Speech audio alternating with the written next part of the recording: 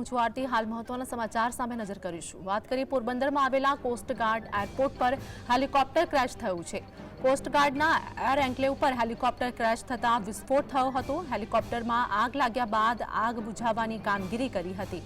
તો આ ઘટનામાં 3 લોકોના મોત થયા છે। ઉલ્લેખનીય છે કે 3 સપ્ટેમ્બર 2024 પોરબંદર કોસ્ટગાર્ડનું હેલિકોપ્ટર ક્રેશ થયું હતું, જેમાં કોસ્ટગાર્ડના 3 જવાન શહીદ થયા હતા।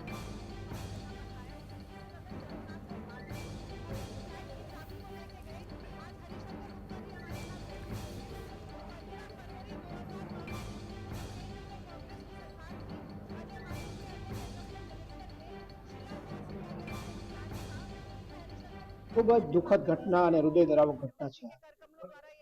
3 છે ડેથ થઈ ગયા છે। એકની બોડી તો ખૂબ ખરાબ હાલતમાં મેં જોઈ છે। આપણે પોતે જોઈ હચમચી જઈ એવી દુઃખદ ઘટના બની છે। પરમ કૃપાળુ પરમાત્મા છે એ એમના આત્માને શાંતિ આપે।